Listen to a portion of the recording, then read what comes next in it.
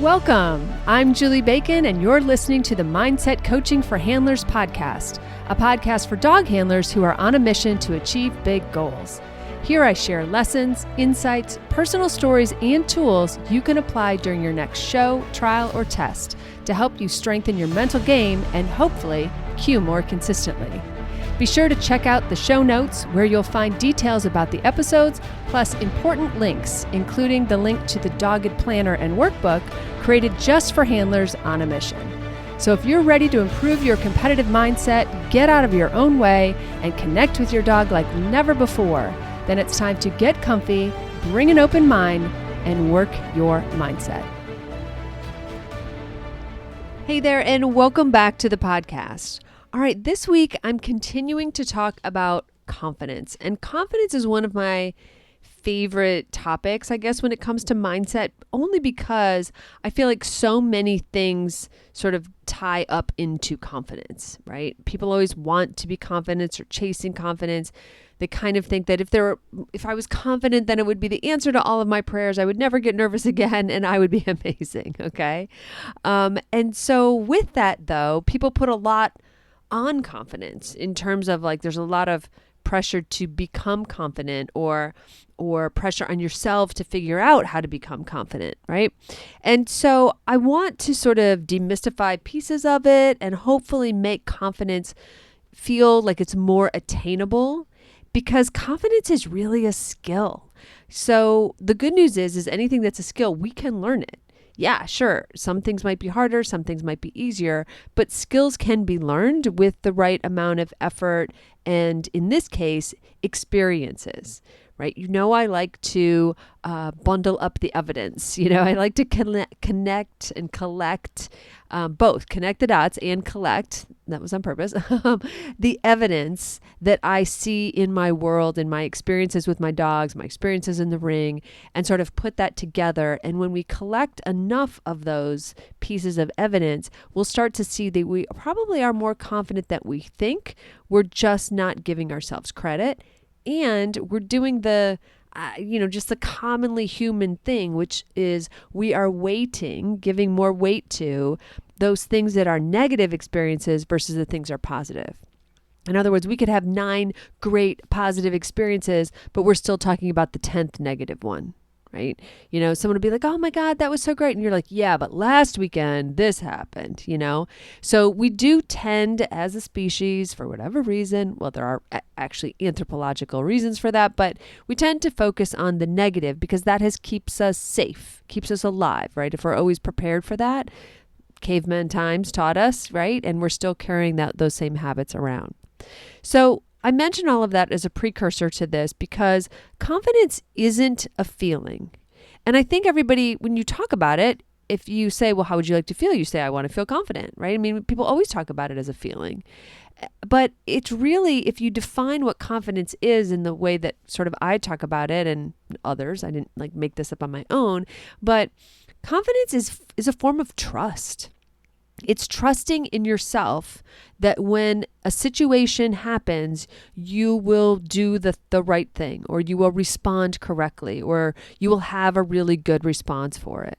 So I don't want us to keep thinking of it as just a feeling that we kind of summon, or that it's some personality trait that you either have or you don't, because that would be a fixed mindset, and there are no fixed mindsets here. We're all about the growth. So we're going to reframe confidence as that trust in yourself, which is then built through the experience, the evidence, recovery. Okay, all of those elements come into play, because if you have the evidence that says, oh, that happened before and I survived, right? I survived it. You've 100% survival rate for all the bad days, right? You're still here. Okay. So we're going to talk about how that confidence can feel, though, so unreliable, and why sometimes it collapses as we go up the ladder or as we level up. Okay. And I also, of course, want to give you tools about how you steady yourself when, emotions get loud and, go through that. Okay. So if you've ever thought that I know I can do this until I can't, then this episode is going to help you understand what is a really happening kind of under the hood. Okay. So I think that is a lot of what happens when people come to me. They're like, I felt confident until that run, or I felt really prepared and really ready, and I walked into the ring and it was great. And then it fell apart. Okay. And what happens in that is we've got this sort of on again, off again confidence pattern. But remember, that's us focusing on the negative, because this isn't a motivation issue. Okay. I don't want you to think that you're not motivated to be confident. This is a definition problem. We're not defining confidence in a way that is tangible or granular enough or even measurable. We can't really measure feelings, right? So that's why we need to come up with a different word or a different value system for confidence so that we can measure it and be able to say that, like, oh my God, my confidence is measurably better in June than it was in February. Okay? Because that's what will propel us forward, to see those results and to see us building on our success. So if confidence is disappearing under pressure for you, then it was never a feeling problem, right? Because you can drum up feelings. It means it was a trust problem, that in those moments under pressure, on the big stage, when you walk into the ring, whatever, that you don't have trust in yourself. So that insecure or nervous feeling is that you're just not sure that you can do the thing, which is trusting yourself, right? Okay. So let's talk about why confidence as a feeling kind of falls short. Okay. So if most people think that confidence is how you feel, and therefore confidence is a mindset. But the problem is feelings fluctuate, right? Just like we don't always feel motivated. We can't rely on motivation to keep training or to keep working. We can't, it's fleeting. It's an emotion. So feelings fluctuate, emotions fluctuate. Whether or not I'm hangry will make a determination on how I feel, which means it could, impact how confident I feel, right? And then along with that, pressure then amplifies any doubt that we might have. We might have had a sliver of doubt. We might have been like 99% feeling good about it and like 1%, doubtful. And then under pressure, the doubt builds and becomes amplified, becomes more so. So feeling confident is not the same as being confident. And that's really what I want to get across to you here. And I want to kind of go through today on the podcast. But then also, FYI, this is what the membership is doing in March. Okay. Because confidence is important, right? So remember, feelings are like the weather. Okay. And confidence has to be infrastructure. Okay. So think about that. Confidence needs to be part of your scaffolding, part of the things that holds you up. All right. So a more useful definition then is confidence equals trust or faith in yourself.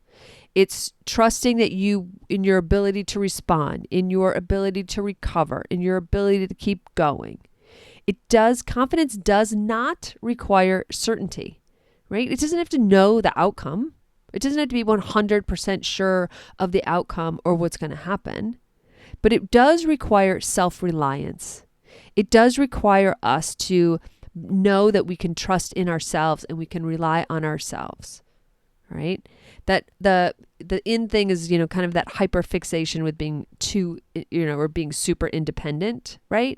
That's kind of a form of that self-reliance, right? It's saying that I'm just going to rely on myself because for whatever reason in my past, whatever, I haven't been able to rely on others. So the heck with all of you, I'm just going to be hyper independent and just rely on myself. We can talk about later how that could be a trauma response. But for this conversation, we're just talking about that self-reliance and being able to trust in yourself. So if you're doing a bridge to some of the other conversations that we've talked about, the regulation conversation that we've been having this year, that supports being able to make confidence accessible or make that self-reliance accessible. Because when we're in a regulated state, we can access that. Okay. And our focus, which is what we talked about a lot in February, that supports our recovery. And then, of course, our confidence is growing from repeated proof or repeated evidence, however you want to say it. Okay. So as we level up, confidence sometimes collapses. And I'm using the word collapse because it doesn't just feel like it, leaves for a little while. It does sometimes feel like the scaffolding, the infrastructure that we have built on this confidence literally collapses. Because we leveled up. We kept going up. We kept getting to this place. And within that was building on confidence and proof and evidence that we can do the thing. And all of a sudden we get to this next level where it's exponentially harder and it breaks, right? Because we're pushing ourselves, because we're leveling up, because we're going to this new place, we're out of our comfort zone. But higher levels bring like a much sharper feedback, because as we go up, then, the holes that we have maybe in our training or in our experiences suddenly show up. Like maybe those holes, we were able to hide it just fine in novice, but in masters, those holes are very evident, right? So sharper feedback there. There's less margin, meaning we're more expected to get higher scores, more consistency, et cetera. Those around us are doing that. Our competitors are now doing that. We're sort of in this next level where there's less margin or fluff or, even elasticity in our performances. And then finally, visibility. Sometimes leveling up means more people are paying attention. There's sort of that characteristic, and it's present in dog sports, just like I'm sure it's present in every sport. But when you're coming up, everybody's cheering for you and like, oh, that's so good, look at you, you're novice A dog, you're killing it, that's amazing. And then by the third dog, they're like, you again, you're winning again, I don't even want to hear about it anymore, right? Because you're visible, people know who you are. And so you start to feel that visibility, and that visibility brings pressure or can bring toxic comments or just kind of bad environments. And so now that's a new experience for us, and we might not be as confident within that new environment. So what happens then is what breaks is that outcome-based confidence. And I think that's really important, because I think a lot of people confuse having evidence for things and having the outcomes to show for them, right? So if you have evidence for confidence, if I ask you, if you were doing a coaching call and I say, okay, oh my God, you're feeling confident. That's amazing. Give me some of your evidence. How have you been growing your confidence? And you start rattling off, well, I finished this title, this title, this title. I went to this place and we did really well and da-da-da-da. I'm going to be like, stop. You're just giving me a list of outcomes. And if your confidence is based on your outcomes, then that means when you level up and you aren't winning or queuing or placing or getting the points or whatever, all of a sudden your confidence is going to be a lot more fragile, because that confidence was based on your outcomes and not based on something more inside, more of that trust, right? That reliance on self. Okay, your confidence, you're telling me in that conversation then that your confidence is based on your outcomes. Okay. And also that leads to sort of borrowing confidence, right? We're borrowing confidence sort of against our future in that way, because we're borrowing it against these outcomes and we're thinking, well, I must be confident I'm doing well. So when our confidence breaks on our way up, as we level up, as we go to the next place and we suddenly feel like, oh my God, I just want to go back to where I was either big fish in little pond or, it just was my comfort zone and I just felt like I knew things, and now I'm here in this new phase and now I feel like I don't know anything. That isn't regression. You're not regressing. Regressing? That's not a word. You're not regressing. You're exposing just that fragile foundation, right? You're exposing that lack of scaffolding, the fact that your confidence might be based on outcomes, all of those things. So don't freak out, okay? It's just that when we build our confidence on outcomes, any new pressure, like leveling up, is going to expose it. Does that make sense? Okay, so when we come back, we're going to talk about what borrowed confidence looks like and how that can have an effect. One thing people are often surprised by when they start mindset coaching is that we don't spend the whole time talking about results. We look at how pressure shows up, how decisions get tighter when things feel important, and how to create more choices and steadiness, both in training and in the ring. The goal isn't to eliminate nerves or to care less. It's to build a mindset that holds up when you care a lot. That's the work I do with handlers through coaching and inside my membership. And you can learn more about it on my website, theqcoach.com. Now, back to the show. So we started to touch on it where borrowed confidence is relying on the titles, the results, the external validation, the outcomes, and it feels amazing, right? Because there's no better evidence than a ribbon on the dashboard on your way home, right? Especially a color, and not, a color other than green, like that's amazing. It just feels fantastic. But it's borrowed in that you're using your outcomes and your results to sort of tell you that you're confident. But that wasn't really an inside job, right? Your confidence doesn't come from within then, because it wasn't necessarily built through experience or reinforced through recovery or supported by the kind of evidence that in your head. And or in your heart even, I probably should say better.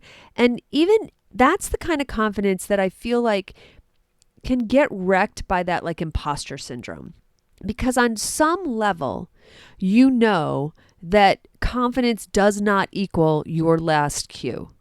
It's not that saying you're only good as your latest performance or whatever,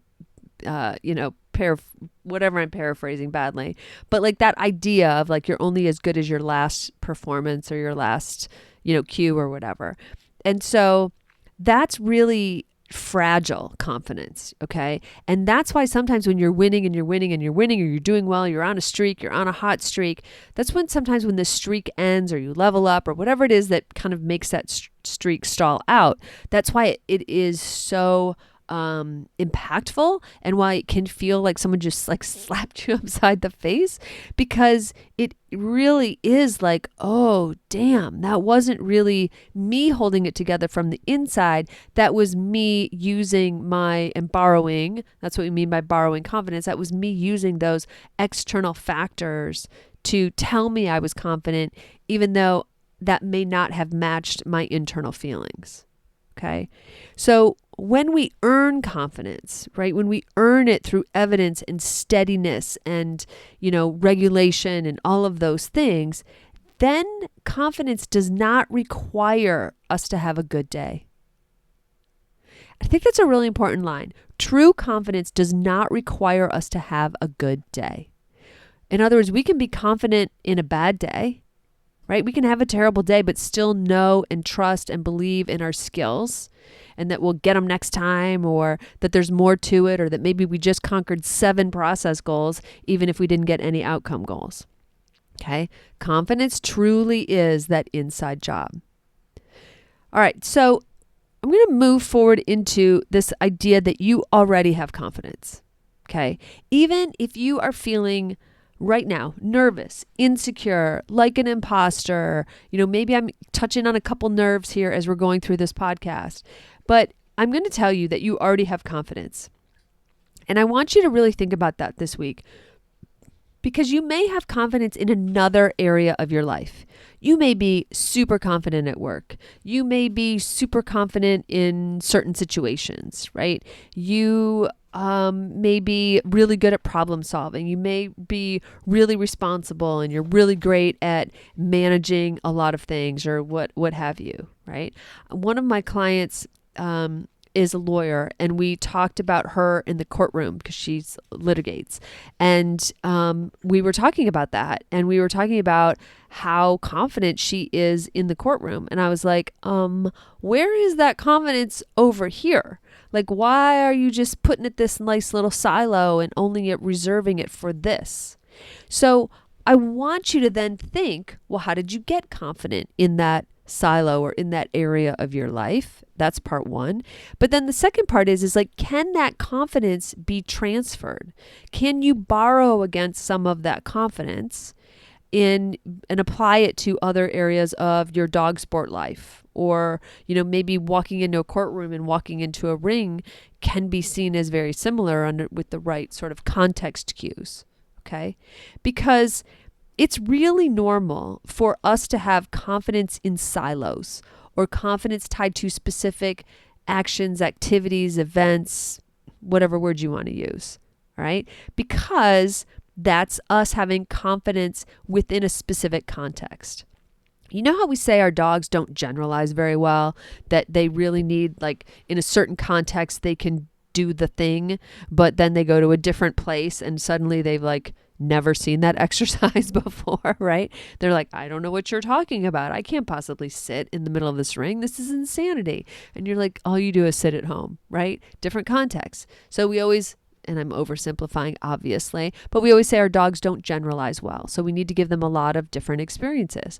Well, I think what happens to a lot of people is your confidence isn't generalizing very well either. And so you need to give your confidence other contexts in which to practice, to gather evidence, and in which to thrive. Okay. So this week, one of your pieces of homework is I really want you to think about, where are you? If you don't feel, especially if you don't feel confident, where do you feel confident? And how did you get to that feeling of confidence? Did you just wake up as a successful trial lawyer? Or did you get it through trial and experience, no pun intended, trial and experience and effort and, years in the making and all of that? Okay. So listen also to your own story and the cues that you get and the clues that you get about how you earned confidence and how you could use some of those things in the dog sports. Okay. All right. So the last thing I want to say is, with confidence, calmness, there is like a calmness that is helpful in this, in that confidence isn't something that we chase. Okay. The more we chase something, we know it's a bunny in the yard. The more we chase it, the more it runs away. Okay. That's true of confidence as well. But so confidence isn't something we chase. It's something we notice and we reinforce. That's why I want you to notice and pay attention to where you are confident in other areas of your life, and then bring those pieces of confidence, bring those pieces of you into your dog sports, and then reinforce it. Okay. We're training ourselves like we would train our dogs, click and treat, positive reinforcement. Okay. We want to notice where we are confident and reinforce that so that we continue to grow from our strengths. Because when your emotions are wobbly, okay, you don't really know how you feel, I want you to look for the evidence in those moments. Okay. Where are you, even though you're kind of wobbling, you're kind of like, where can you lean on what you've already proven? Where can you, reinforce or notice something you already do well and bring that over? Okay. So it's important that you kind of anchor into the idea that confidence is not about feeling good either. That's the thing. Confident people, it's not like they're always like sunny and happy and like have perfect, happy unicorn dispositions. Okay. They're not always feeling good. You don't have to feel good to be confident. And you don't need, you can feel good without being confident, right? You can be a nervous wreck and still be happy. So it's not, those don't go together. Confidence is not about feeling good. It's about trusting yourself when things aren't perfect, or trusting yourself when you walk into the ring, or trusting yourself when you walk into the ring and all of a sudden you have to, implement plan B or C or D or Q or whatever letter of the alphabet you're on. Okay. So we want to build that trust in ourselves, and we want to continue to collect the evidence, work toward it, notice, reinforce, and lean into those places where we do feel confidence so that we can become like the dogs that we want, which is be able to generalize our confidence across other areas. So that's what I want you to work on this week. That's what I want you to reflect on, if you will, and really think about the areas that you are not confident versus where you want to grow. And also treat confidence like a skill. Okay. Like if you were learning a skill, if you and your dog were learning a skill together, Okay. I don't care what skill. Pick something, or pick something you're already working on and trying to refine and make better. Okay. What would you do? You would make a training plan. So if confidence is a skill, then where is your training plan? Okay? Don't tell me you're not confident, but then just sit and look out the window, okay? Like, where is your training plan? How are you going to build a plan and create goals and, make really good trial choices so that you are becoming more confident?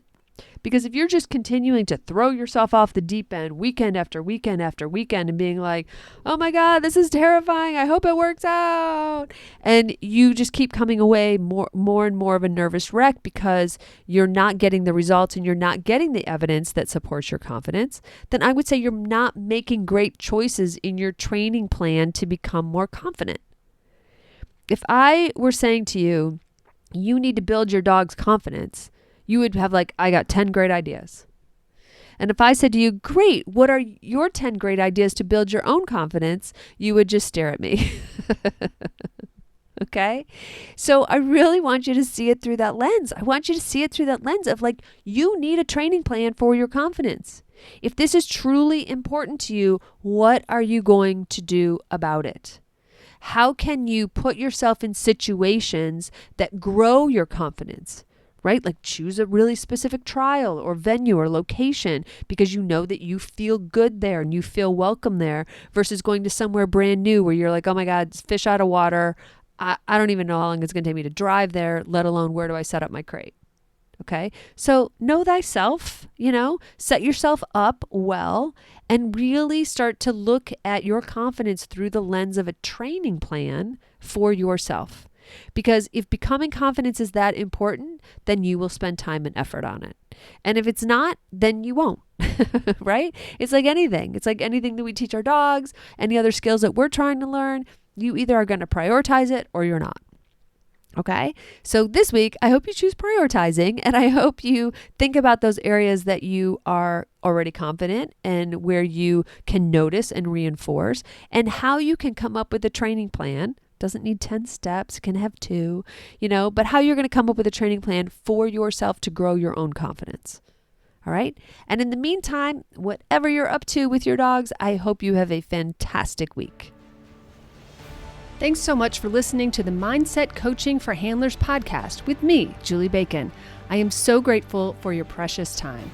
Check out my Dogged Planner workbook and journal available on Amazon. Just search for Dogged Planner. I also offer monthly membership that's perfect for ongoing support of your awesome goals. Check out theqcoach.com for details or just stop by and check out all the ways you can work on your mindset. And be sure to follow me on Facebook and Instagram at theqcoach and let me know how it's going. Finally, please share, subscribe, and leave a review. This helps us podcasters tremendously. Plus, I know I get my best podcast recommendations from friends. Thanks and have a great week with your dogs.